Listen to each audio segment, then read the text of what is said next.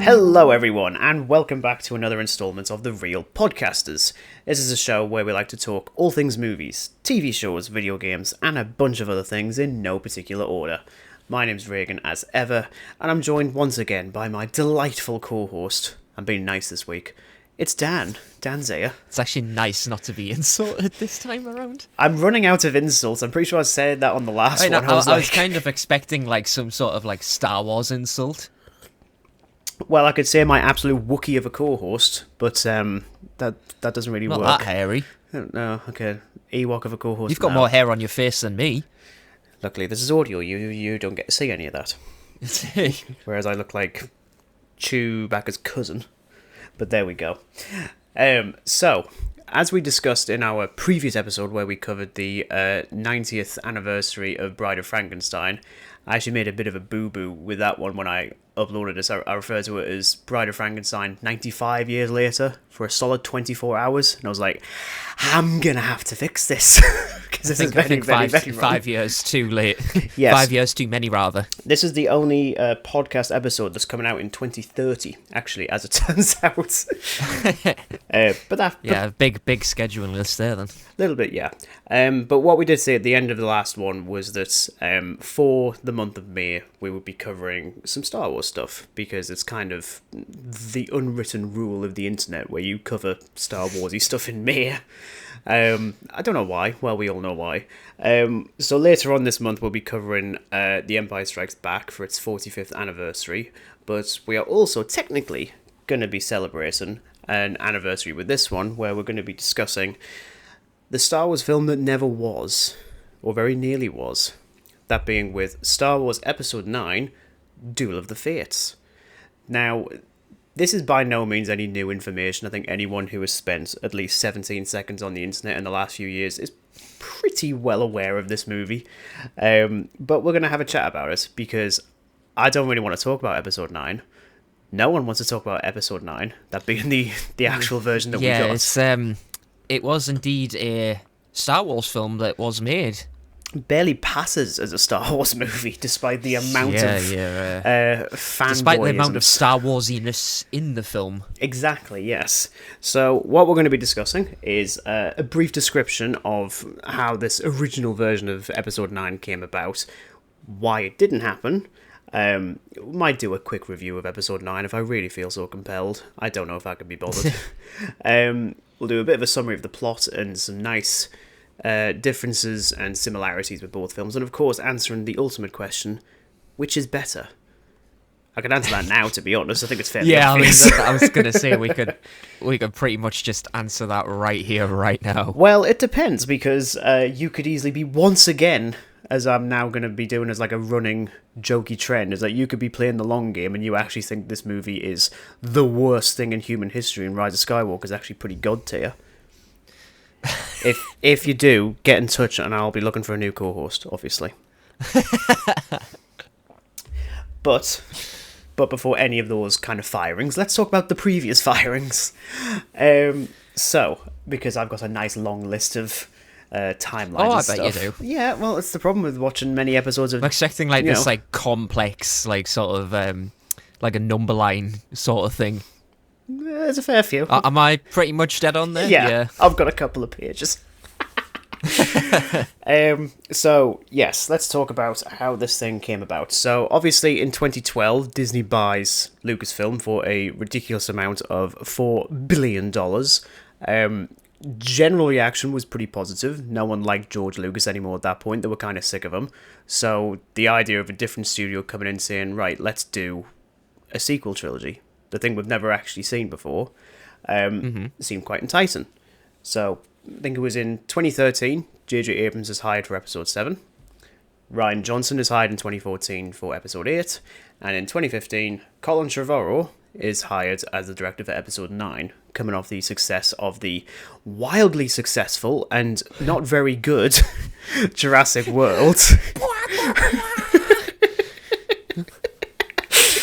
Of which I was waiting for that. Yeah, waiting for that time to shine. Yeah. Funnily enough, I think I did have penciled in that we'd talk about Jurassic World in some capacity in June, leading up to the new one, but we might change that. I don't know. We'll talk about something Jurassic for sure. But yeah, he's hired in 2015. And to be honest, I don't think anyone really had any issues. I mean, I think even in 2015, people seem to generally find Jurassic World pretty decent. It's just as the years have gone on, we've realised, I mean, there's at least 7 issues. They're pretty big issues. Just a few. Yes, exactly. So, he begins working on the story for episode 9, pretty much being under the impression that he's going to be very much dictated by whatever Rian Johnson does with episode 8, which obviously was a bit of an issue. One particular issue was the fact that, obviously in episode 8, Luke Skywalker dies at the very end. And Trevorrow very much wanted Luke to stay alive. Whereas Ryan was like, no, actually, I don't want to do that. So Colin's like, right, okay, I can work with this. But obviously the biggest issue that I think he ran into beyond being fired in 2017 was at the end of 2016 when we lose Carrie Fisher. Yes. So, before we get into the details of the script, because at the beginning of 2020, so not too long after the release of The Rise of Skywalker, we do get numerous bits of concept art leaked over on good old Reddit, quickly confirmed by Colin Trevorrow to be actually real, and then the script leaks as well. And this one was dated to about 2 weeks before Carrie Fisher passed away. Right. So whatever we say about the script of this movie, if we're questioning, well, is it going to happen? Or could it have happened? No. Not that version, at least. Yeah. So already there's a couple of issues there. So naturally, I think that threw a big spanner in the works, because when you read the script, you do realise that Leia's got a pretty big role in the movie. Well, yeah, that's the thing, though. Like, you look at... I mean, I'm not... I'm probably going to mess this up horrendously, but when was Rogue One out? 2016. Well before? Okay, so it was well before. Okay, that's good. Yeah, you look at the role in which she's had across the films, you can't just sort of do a Star Wars film without her in it. If your character's in it, then there's no way around it. I think you've got to rework it as much as you can, really. I mean, sure, have elements of this character in, but yeah, it's like, is it really the respectful thing to do? So I mean, because obviously she passes away in 2016, so we spend a year both figuring out what episode 9 is going to do, but more importantly what episode 8 is going to do, because of course that was filmed well beforehand. I'm going to say, like, possibly a hot take, I don't think Carrie Fisher's performance in The Force Awakens was particularly great, but I did really love her in episode 8, and that's not just with the context of knowing this is her last performance. I think she was a lot stronger. I think Rian Johnson got a better performance out of her. I think our role was much better in episode 8 than it was 7. I mean, I can't remember episode 7 bar from like a couple of things. That is it. Yeah. But obviously episode 8 ends with Leia surviving. Yeah. So immediately, I can imagine, Colin probably saw like the dailies of episode 8 and was probably sat there thinking, I don't know what to do, because I literally can't do anything with her. Obviously, we'll talk about how J.J. Abrams did it later, for better or for worse. So September 2017 rocks around. So this is before episode 8 even is released. Lucasfilm announces that Colin Trevorrow is leaving episode 9, citing the classic Hollywood tagline, which should be on every t-shirt once you land in Hollywood, is creative differences. Well, I'm reading it here, and it says, called his departure from the film traumatic. Well, I don't blame him, to be honest, because, I mean, he was like the second or third one to kind of step away from a Star Wars production. I mean, you've got him, there was Lord and Miller. It mustn't be an easy thing to step away from as well, because it's Star Wars at the end of the day. Like, it is... I can't even think of the word to describe it, but it's like the biggest thing ever. Well, let's Like, it's face it, everywhere. this is like 3 films in a row, because you've got Rogue One. Technically, Gareth Edwards is still top billed as director, but Yeah. obviously that went through a great deal of creative overhaul, specifically with the third act. So Tony Gilroy came in to do it. He's been working on the Andor series, which I'm going to try and watch properly, because by all accounts it sounds like some of the best Star Wars in years, which is saying a lot for a side character that I couldn't care less about in Rogue One. Lord and Miller with the Han Solo film, so Ron Howard comes in, and now you've got Episode 9, because literally like 2 or 3 days later they announced that J.J. Abrams is going to be back for Episode 9, to a probably quite a middling fanfare, even with Colin Trevorrow leaving Episode 9. I know there was quite a few people who were like, thank God, because we have realised the Jurassic World isn't very good. Yeah, but at the same time, I think people will probably like, JJ, it's great that you want to sort of remember all this great stuff, but I don't want to remember anymore, man. Come on. Well, before we get into like the plot breakdown for Duel of the Fates, as it was confirmed to have been originally titled, which I will say up front is the best title for a Star Wars movie. That is just the perfect title for the end of the saga. Yeah, because you take the best thing out of the third prequel and you just name it a Star Wars film, because why not? Yeah, exactly. Whereas the Rise of Skywalker makes literally no sense. What does that even mean? Dan, what does it mean? Which Skywalker? Because he doesn't really rise. No. But anyway. He's unalived. The unalive Skywalker. The unalive of Skywalker. Yeah. Yeah, that's actually somehow still a better title. Works better, it makes doesn't it? no sense. Yeah. So yeah, before we delve into like the plot of Duel of the Fates, I'll give a brief overview of my thoughts on Episode 9, and I do mean brief because I haven't watched this movie for I think about 5 years. I think I rewatched it. I think when it went to Disney Plus during COVID, kind of just had it on in the background while we were busy doing other things. So it worked in its favour because I didn't have to focus on it. Yeah. I just don't like it. It's, especially in the last couple of days coming off the back of seeing Revenge of the Sith on the big screen, now seeing them all on the big screen, and Revenge of the Sith is just really, really poor. But I do think I do genuinely think that Episode 9 is the worst of them all, because it completely fumbles just the basic storytelling for Star Wars. It's nothing but, do you remember this?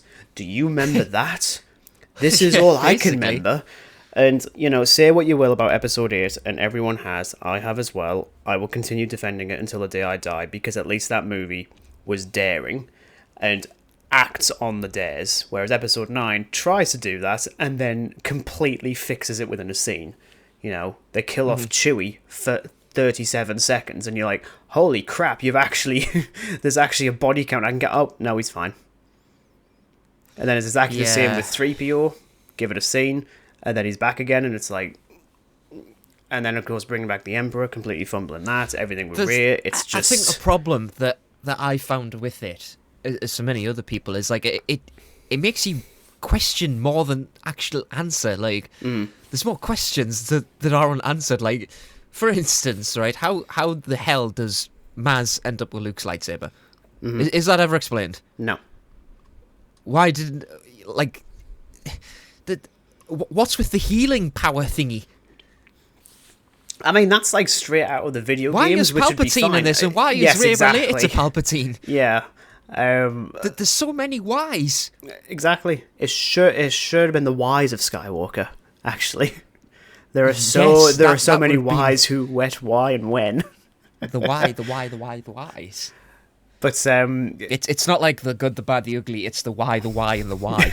the why, and they're actually quite pretty. Because it's a very... and in the even bigger why. Yeah, it's just a very pretty movie where there's just nothing underneath. There's nothing. It's got nothing new to say, and as an ending, it just feels so pointless, to be honest. Yeah, it is just... I only ever watched it once, and it was during lockdown, actually. Right. I just because of the boredom the lockdown created, I decided just to sit through the entire Star Wars saga, and I hadn't seen The Last Jedi, actually. I think I remember you saying a while ago, about that, which is a weird way to do it. I've never watched that. I mean, I watched The Force Awakens, and that was fine. Mm-hmm. Then I watched that, and then I was like, oh, well, I really like The Last Jedi, so, this one's going to be, like, brilliant, and it's not. It's, like, the worst thing ever. It's like, it is near worse than the prequels, and that is saying something bold. I would happily say it's worse, because I think there was... Well, actually, yes, it is worse, because at least the prequels are Star Warsy, and it's not just genericness and retconny. Yeah. Yeah, I don't think we can say much more on the Rise of Skywalker. We will later on, but let's talk about the actual plot for Episode 9, which... I must say, from reading a great chunk of the script, I was like a page in, and I was like, yeah, the plot's already better. Well, that's the thing, actually. I'm just really glad that you have read the script, because I'd feel kind of bored for you to sort of sat there listening to me read out a plot. So I really actually like that you have actually read it, because then we can have a proper discussion. So yeah, I did my homework. Yeah, you did this morning. Yeah, I did. But you've done it. So let's get into this. So one of the first things that you notice immediately is that, unlike with The Rise of Skywalker, which feels like a sequel to a version of The Last Jedi that doesn't exist, this feels like a sequel to The Last Jedi. It builds on what happened at the end of the last movie. So it very much opens with the galaxy completely under the rule of the First Order. They feel like an actual threat. Finally! Yeah, they're not just... some dudes with stormtroopers and a couple of pistols. Dudes in body armor with terrible accuracy. Exactly. So the First Order has, consolidated power across most of the galaxy. Their base of operations is on Coruscant, which I like that as a connection. I thought that's a smart move. If a bit membery, but I don't care. I think that's a good way to do it. Membery. A bit membery. And just like a hint of member. As I'm saying that sounds really... that just sounds all kinds of wrong, actually. Let's stop saying that. Yeah, I think we're going to have to have a little jar for every time that we say a member. I'll be poor. Like, we all wanted to remember JD, but Jesus, man, come on. Yeah. So General Hux, as opposed to just being a battering ram for most of the First Order in Episode 9, has been, he's gotten to the position of Chancellor, ruling Coruscant with 9 fists. He's a bit of a crook. Yeah, a little bit. And the Resistance is still a very small band of survivors, on a secret base. So the film properly opens up with a high-stakes mission with Rey, Finn, Poe, Rose, who's in this film. She's actually in it. Yeah. JJ. And BB-8 infiltrating a shipyard on the planet of Kuat, which, when it's described in the script as like this massive orbital ring, just sounds so unbelievably badass. And I know you said you sent me the screenshot of the way it's described, and you're like, it's described almost like a punk hairstyle or something. Like, it's the way that this... I mean, I kid you not. Like, I see if I can find it. I'm not going to be able to now, but basically, the way they describe it is a spiked ring, and they refer to it as like a punk bracelet. I'm thinking you could have just made like any other like spiky sort of like like, I don't know, like intimidating or something like that. No, why go with punk? Why? Inclusion? Bunch of punky starships. We gotta give the punks the limelight finally. It's the final film. We gotta give them a bit of rep, as it turns out. I mean, like, what? I mean, it set the scene okay because I envisioned it straight away. So, yeah, they are infiltrating this shipyard to steal a Star Destroyer, which, as a plot idea, I think that's really cool. And then reappears, dressed like a Tusken Raider as a disguise, which I quite like. and she has a double-bladed lightsaber. So they actually pay off what should have been from the stars, that being that she's now constructed a new lightsaber with the remains of the Skywalker saber and her own staff, introduced in episode 8, as a double-bladed lightsaber. And I'm like, it's just little things. Little things that just make things better. Little things. Such as that, because double-bladed lightsabers are really, really cool. And it's just nice to get a new one. Well, it's the fact that it's like a super DIY lightsaber as well. Well, exactly. Like, Rey as a character is way better in this than she is in episode 9. You know, yes. Like, as a character, way better. So yeah, they're able to infiltrate the facility. They get through a bunch of stormtroopers who might as well be blind. That's just always going to happen. That's not going to be fixed with this movie. That's been it since, like, episode 4, man. Yeah, like, exactly. They may as well continue the running joke, you know? Yeah. But they steal the Star Destroyer and escape.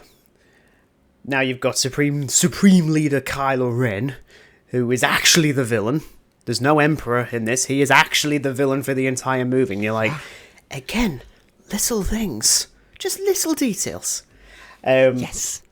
So he's hiding in the ruins of Darth Vader's castle on Mustafar, which, again, everything ties together. This is like what George Lucas likes. It all rhymes, but it feels warranted for once. Yes. Like, because what I forget, actually, that the Rise of Skywalker does open on Mustafar.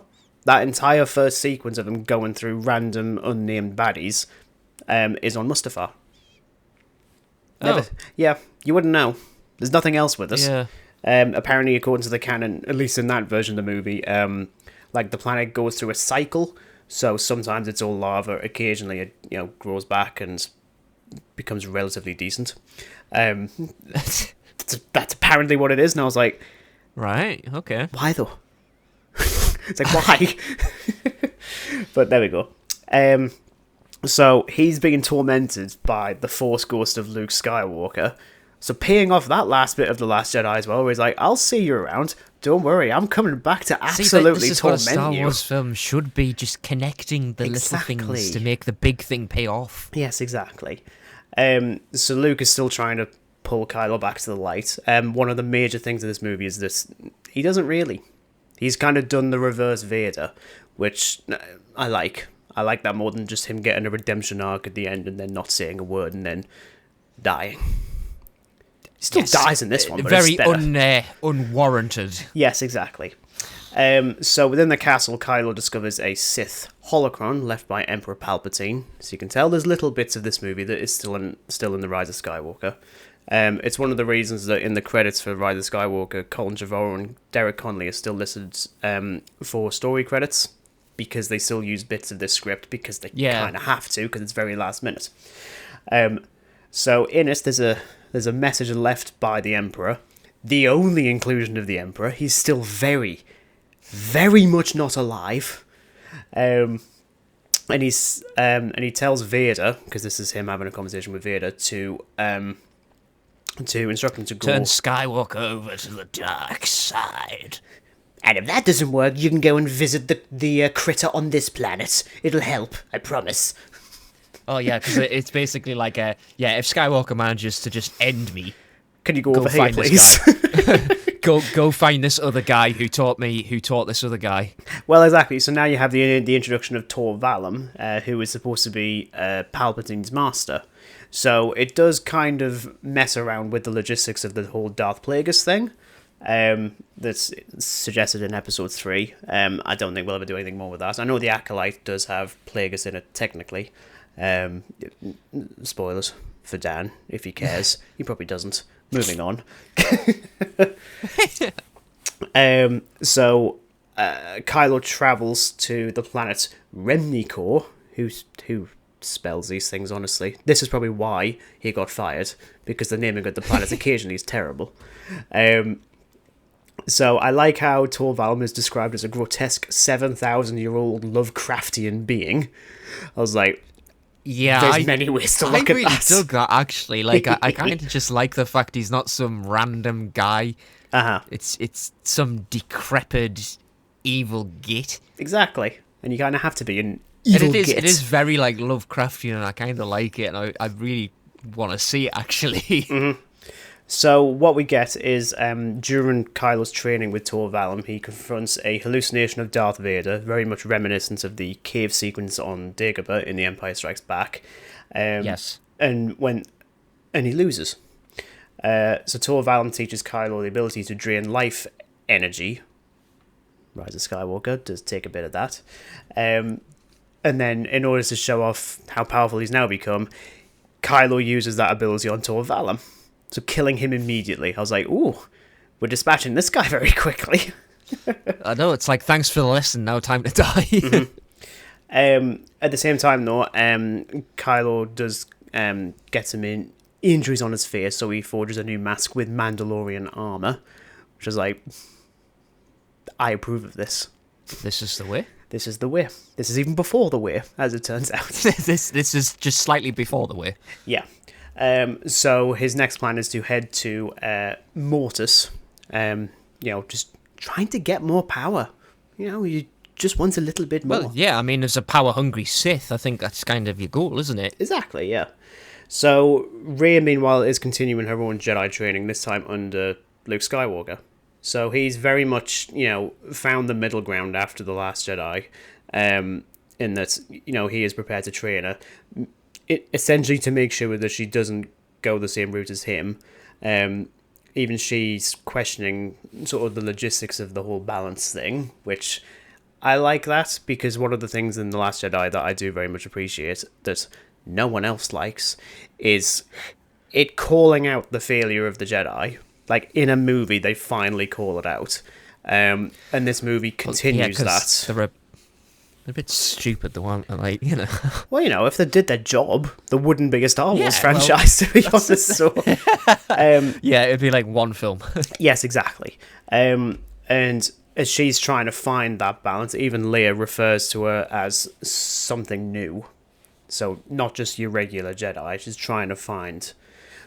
which stems closer to the idea of like the Grey Jedi, which I think is in the expanded lore. I don't know too much, to be honest. It's just someone who's, who's pretty much on the level. Like, will use elements of the dark side, but not actually be succumbed by it.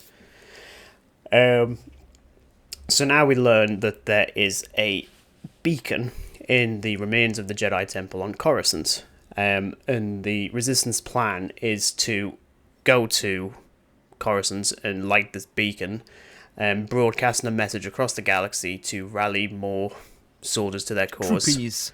Exactly. Or revolutionaries. Yeah. Whichever ones are knocking around. Yeah. So the Resistance splits up, so Finn and Rose, who's in this movie. This is going to be the meme for the rest of this episode. It's like, she's in this movie. JJ, you bastard. So them two are accompanied by R2 and C-3PO. They head to Coruscant to activate the beacon. But R2 is a bit, isn't he? Hurty.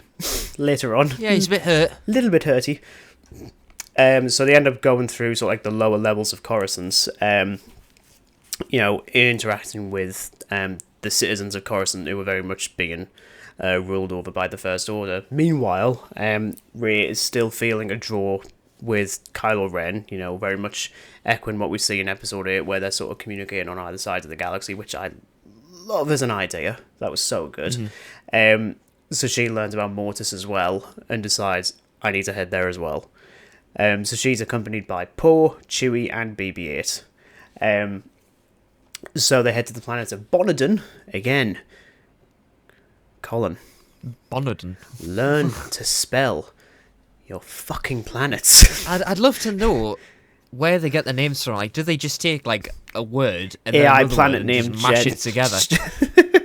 Well, not too far, because I think Rogue One, there's a planet called Wabani, which is just an anagram of Obi-Wan. And I was like, come on! Wabani. Oh my god. I was like, I bet like Obi-Wan was flying past that planet once and just sort of stopped and he was like, hang on. Nah. Wait a minute. Surely not. I'm sensing an anagram in the Force. Exactly.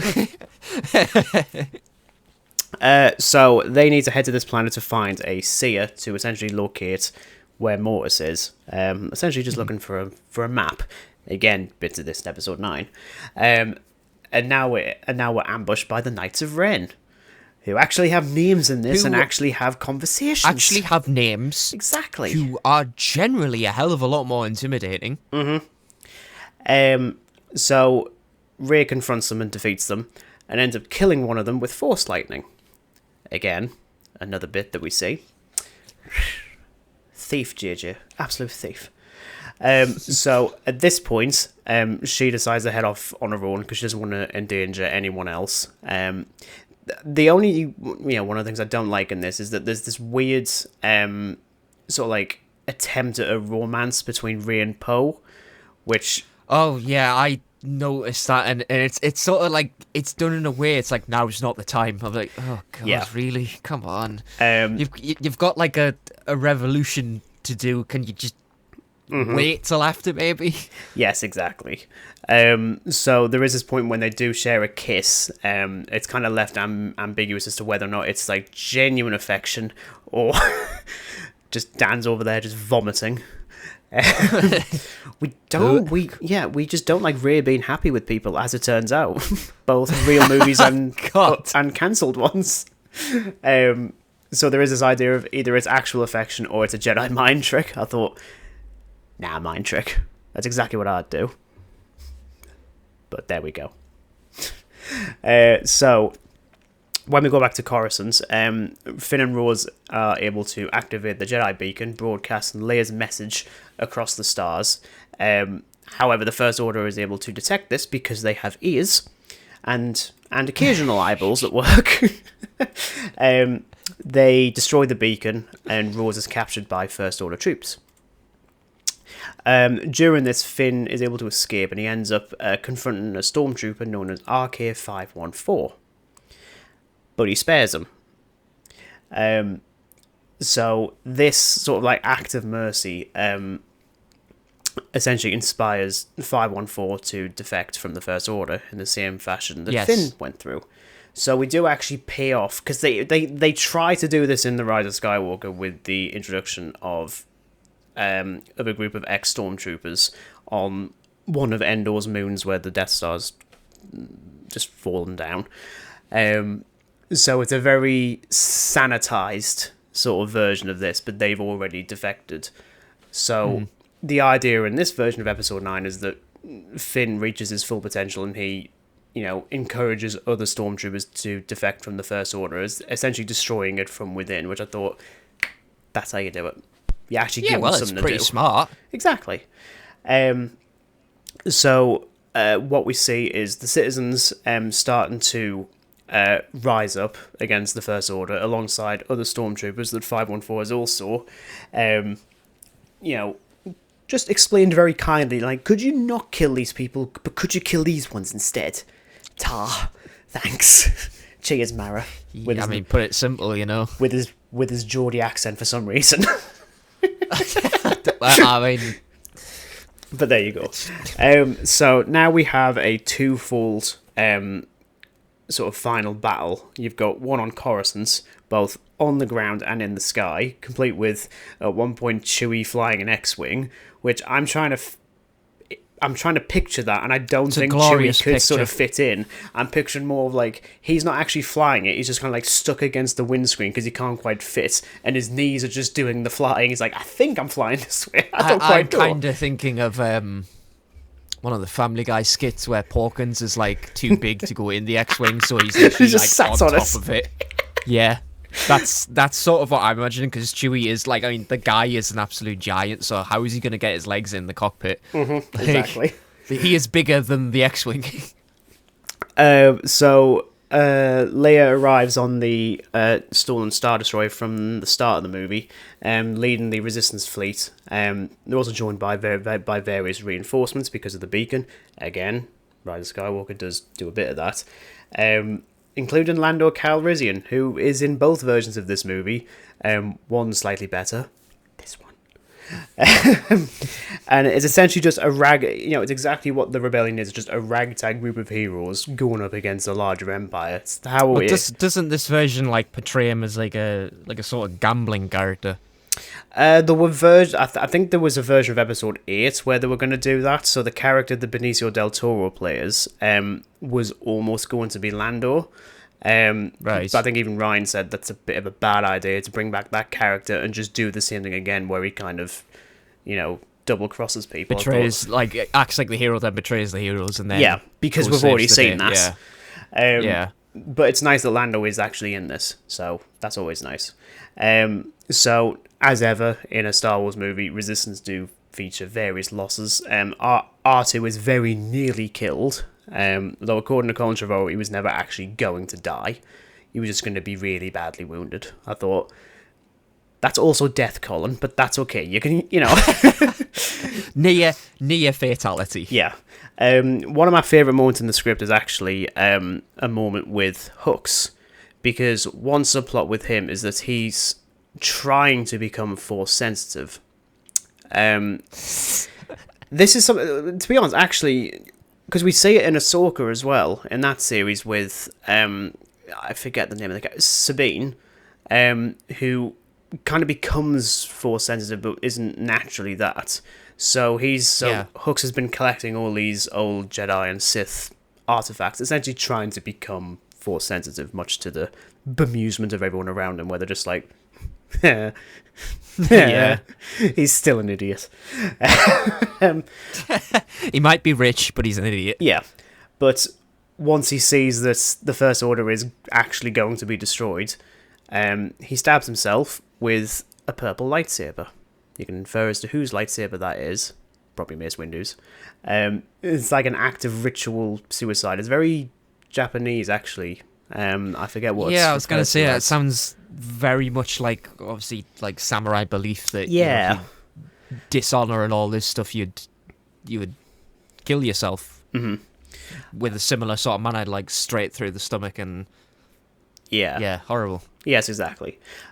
So they're able to defeat the First Order and they liberate Coruscant. Simultaneously on the planet Mortis, Rey and Kylo were kicking each other's feet, amongst other things. It's like, kicking each other's feet, yeah, having a bit of a slap fight. I'm just picturing the two of them just sat at a desk and they're just kicking each other underneath the tables. Like, I'm gonna win. No, I'm gonna win. I'm gonna do it. What we do just get, what though, like school children do. Yes, exactly. What we do get is a couple of confirmations with Rey. So we do get the confirmation that it was Kylo that killed Rey's parents years prior on orders from Supreme Leader Snoke, who's not Palpatine. And Snoke had perceived Rey as a future threat. So, they had their fisticuffs with lightsabers, but Rey is blinded. At one point, she's sliced across the face and is then blinded. Which I thought, that's... I'm picturing that image in my head. That sounds remarkably... Awfully graphic. Yeah, awfully graphic, but probably with minimal blood, because it's, not A New Hope. Yeah, it's for an that energy one weapon, scene. so it pretty much is going to, like, cauterize the wound. Yeah. Like, instantly. Mm-hmm. But still, it sounds pretty gnarly. Yes, exactly. So Rey appears to be defeated. So Kylo's about to essentially take her life energy next. But then he's confronted by the ghost of Luke Skywalker. And there's a great bit of concept art. I don't know if it's from the start of the movie or from this moment, when Kylo swings a lightsaber at Luke and he's actually able to grab the blade with his hand. Which, as an image, is just so fucking cool. It's a shame that we don't do anything with that. Yeah. So then Rey is able to stand up. She, covers her eyes with a bandage, and she proclaims herself to be the darkness and the light. So she finds the balance between all versions of the Force, and she defeats Kylo. Once again, he tries to use the life-draining video game Force ability from his new skill tree to kill Rey. I'm just picturing that with the skill tree. You just had to go there, didn't you? You just had to go there. It's a video game ability. It just has to have a skill tree. You had to go there. Now, at this point, before Kylo kills Rey, Leia reaches out to him in one final moment. Once again, used again. Encouraging Kylo / Ben Solo to not do this. And eventually he relents. Is it? I mean, in the script, she does the whole Forcey thing. It's like, please don't kill me, Kylo. Don't do it, Ben. Don't do it. Basically, don't do yes. it, Ben. Well, without the weird accent, but yes. Yeah, that's true. It's probably a bit more like serious, isn't it? Given the fact that she's on the floor fecking dying, you know. A little bit, yeah. A little bit. So yeah, Kylo relents, and then ends up transferring his own life force into Rey to save her, healing her blindness and saving her life. But that comes at a cost of his own life. So again, we've seen that before. And then he becomes a ghost. Well, yeah. I don't even think he actually does that. I can't quite remember if he does. I don't think he does, actually. I don't think he does in the script version. No, in the film, it's well, he doesn't even become it's like, that bye, either. Rey, It's I'm a ghost now. It's like, ta-ra. But what he does in his last moments is reveal Rey's last name, that being Stellana. Not Palpatine, just a surname. She now has an actual name now. And then he dies. However, Rey is still hovering near death, so she finds herself, I like to think probably in like the world between worlds that we see in Ahsoka, that sort of like dark landscape with like different paths to different points. Yes. And she's visited by the Force ghosts of both Luke, Yoda. I love that bit so much. And Obi-Wan. So cool. Yeah, so I can imagine that they probably would have gotten Ewan McGregor back being, I can look younger right now. That's fine. I'm not. I mean, de-aging is a wonderful tool. Egotistical? I don't know, maybe. Egotistical. Yeah. Yeah, an egotistical tool. Yeah. So, they congratulate her on what she's done, and they give her the choice. She can either remain in the Force with them or return to the living world. So we don't know until the end what actually happens.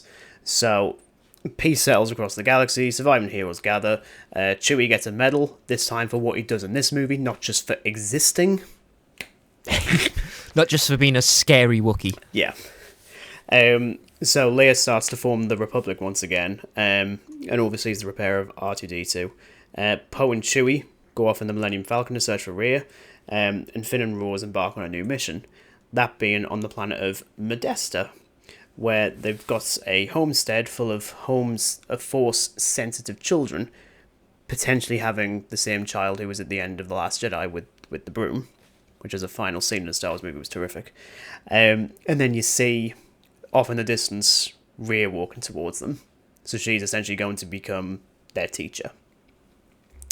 And that's how the story ends. She's going to basically become Yoda. I'm expecting her to go green and shorter with like little ears and then talk backwards, and everyone's like, is she actually okay? Like, what happened to her? My God, It's Rey, like- what happened? It's like, actually, With the pointy green ears and the little stick. Suddenly what I'm picturing, if you watch the trailer for the reboot of The Naked Gun with Liam Neeson, Yes. just do a God. reverse of that. Instead, she's hiding, and instead she shrinks down and appears as a child, as opposed to the other way around. She's like, it was you the whole time. Me, it was. But there we go. Remember JJ Will. So yeah, that is essentially the end of that one. We kind of went through some of the comparisons and contrasts with it. Namely, Rey is not connected to Palpatine. She's very much her own character. I just hate that so much. Oh, Jesus, yes. Like, why? Mm-hmm. It is the ultimate why. I mean, there's a lot of whys in The Rise of Skywalker, but this is just like, what is going to kill this guy? He's literally chucked off, like, at an unfathomable height. Mm-hmm. And we are led to believe that he's somewhat alive. He's just got a lot of tubes in him. There's nothing else wrong with him. The worst thing is that entire plot point would have been about 7% better if there was any sort of setup for that in these 3 sequel movies. But there's not. Nope. Like, even It's just when... like, oh, by the way, Palpatine's back. Well, even when the first teaser dropped, which, albeit was a good teaser, and it ends with the image of the remains of the second Death Star, and you hear him laughing. Even at that point, you're still not sure if it is actually him. Like, it could just be something else, but no, it is actually him. Well, it could be Snork, but then again, you know. Snork. Snork. Snork? Who is it? Snoke. Who's the other guy? Snork. Just not Snork. Snark. Supreme Leader Snark. Supreme Leader Snarky. Snark. Snarkatine. Anyway. God. So, as well with Rey, she's also, like we alluded to, she's trying to find the balance between how the Jedi used to operate and how they should. Again, going with what we saw in The Last Jedi. Kylo Ren as well, like I say, is very much given the reverse Vader, where he's the weakest at the start of the trilogy and the strongest at the end. Whereas with Vader, it's very much the other way around. Which I like. It's not just a complete, regurgitated take on Vader, because it's not really necessary. Yeah. And while he does have a brief moment of redemption at the end, he is portrayed very much as just too far gone for the entire movie. I was like, yeah, why not? It's different. Yeah, I mean, it just felt like such an unjustified redemption. I was just like, you were an arsehole for 2 solid films. Mm-hmm. and now you're sorry? Exactly. You literally blew the ghost of Luke Skywalker into depths of the unknown because you had a temper tantrum in your at. Excuse me, Dan. That is what's clearly an ATM-6. I remember that very well, actually. As it turns out, the big gorilla walker things, which just sound quite funny when you say it out sorry, I loud. couldn't remember, okay? Disgusting. Despicable. Anyway, Finn actually has an arc, unlike the actual movie, where he just keeps on shouting Rey every 17 seconds. Because that's all he does. What's interesting, though, is that in this version of Episode 9, it's not alluded to that Finn is Force sensitive. They actually keep that out entirely. Right. Whereas Episode 9 does allude to it, and in the non-canon LEGO Star Wars Holiday Special, Finn is training to be a Jedi. Which, to be honest, Jedi Stormtrooper, pretty badass, it must be said. But what they do with him works really well. And Rose is also in this film.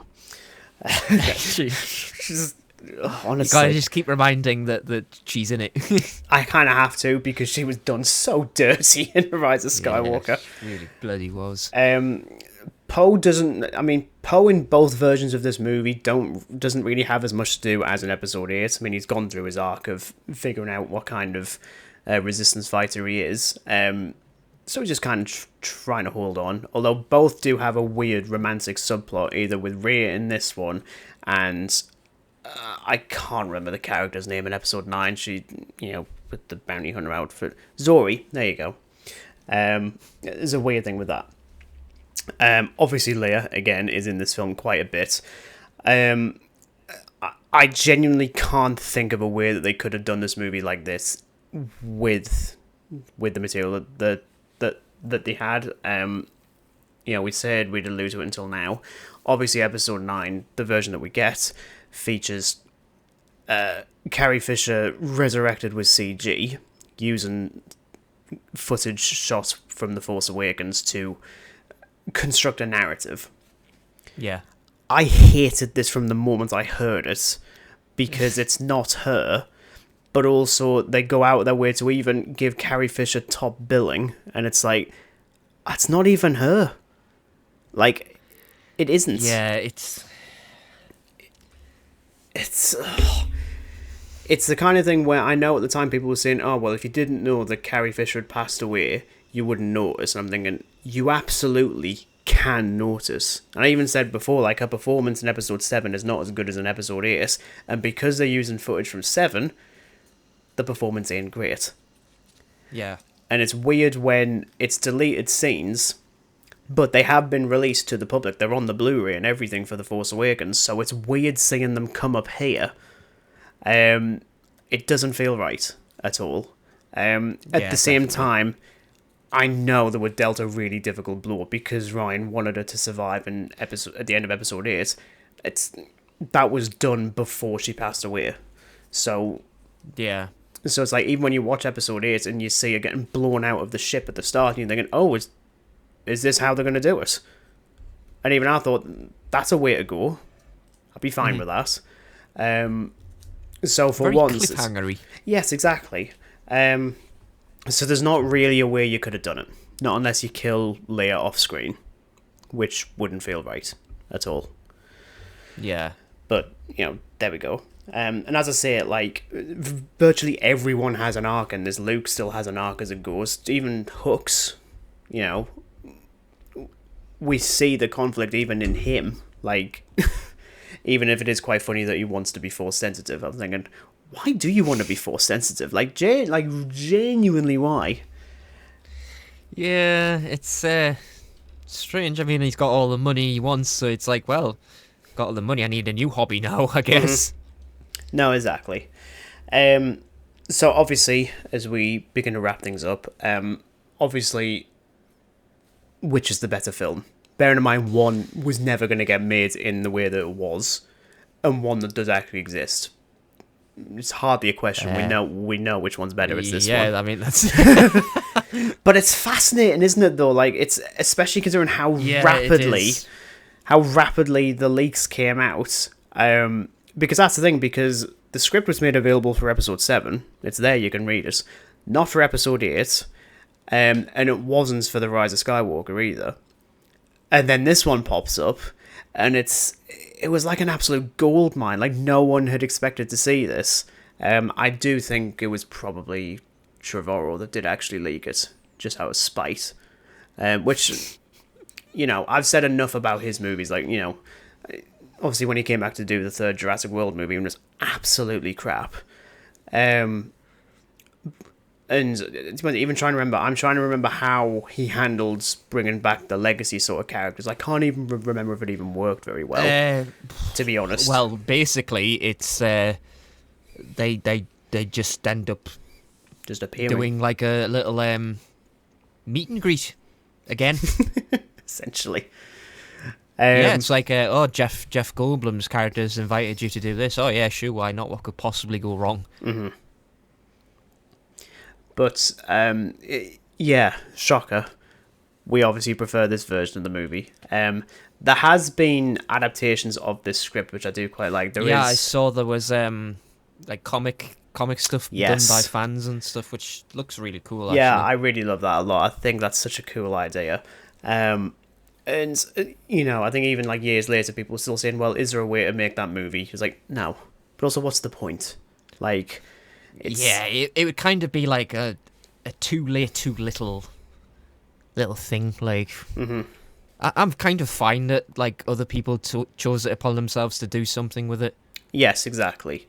Like it may never get a feature thing, but I'm fine with that. In honesty, yeah, it's nice to have it as is, and especially reading. I mean, because I already like reading screenplays quite a bit, as someone who enjoys writing them. It's really surreal reading scripts for movies that were cancelled and seeing what could have been. The potential. Exactly. And it's one of those things where it's like you can actively see places where it was way better than what we got. And frankly, that's just nice to see, because I think it would be not surprising if we read this script and it turned out to be absolute trash. It suddenly made me feel bad for being happy that Colin Trevorrow was booted. At the same time, with Dominion being as crap as it was, suddenly I was like, I don't know which one I prefer now. I was like, which side am I on?